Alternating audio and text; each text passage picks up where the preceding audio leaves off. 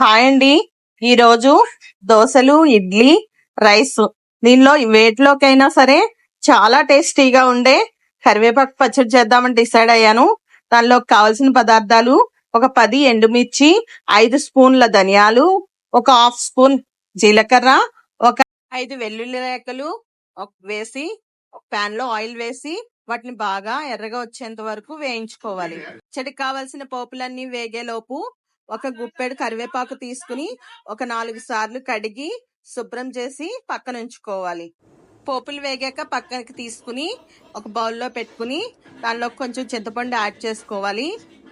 అదే ప్యాన్ లో కరివేపాకు యాడ్ చేసుకోవాలి. ప్యాన్ లో యాడ్ చేసుకున్న కరివేపాకుని బాగా ఎర్రగా అయ్యేంత వరకు డీప్ ఫ్రై చేసుకోవాలి. కరివేపాకులో మంచి న్యూట్రిషన్ వాల్యూస్ ఉన్నాయండి. హెయిర్ గ్రోత్ కి చాలా మంచిది. హెయిర్ బ్లాక్ గా అవడానికి కూడా కరివేపాకు పనిచేస్తుందండి. సో ఇలాగా వేయించుకున్నటువంటి పోపులన్నీ కూడా తీసుకుని పక్కన పెట్టుకున్నాక దానిలో కొంచెం బెల్లం కూడా పక్కన ఉంచుకోవాలి. ఆ బెల్లం కూడా మనం పచ్చడి చేసుకునేటప్పుడు యాడ్ చేసుకోవాల్సి ఉంటుంది. సో కరివేపాకు డీప్ ఫ్రై అవుతుందండి. కంప్లీట్ గా అయిపోయింది. కరివేపాకు కూడా స్టవ్ ఆఫ్ చేసుకుంటే నెక్స్ట్ పచ్చడి మిక్సీ చేసేసుకుంటే అయిపోతుంది. మిక్సీ జార్ లో పోపులన్నీ వేసేసుకుని కొంచెం నీళ్లు యాడ్ చేసుకుని తర్వాత దాంట్లో కొంచెం ఉప్పు కూడా యాడ్ చేసుకోవాలండి. ఇక్కడ నేను ఉప్పు యాడ్ చేస్తున్నాను, ఒక హాఫ్ స్పూన్.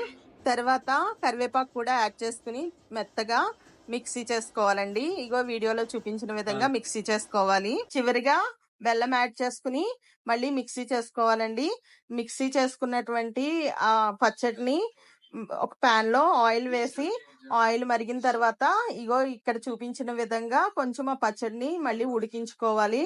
అలా ఉడికించుకున్నట్లయితే ఒక 2-3 రోజుల వరకు నిల్వ ఉంటుందండి. ఇది పచ్చడి కారంగా, తీయగా, పుల్లగా ఉండే ఈ పచ్చడిని తర్వాత ఇలా ఉడికించుకున్న తర్వాత ఒక బౌల్లో తీసుకుని సర్వ్ చేసుకోవచ్చండి. చాలా టేస్టీగా ఉండే కరివేపాకు పచ్చడిని మీరు కూడా ఒకసారి ట్రై చేయండి.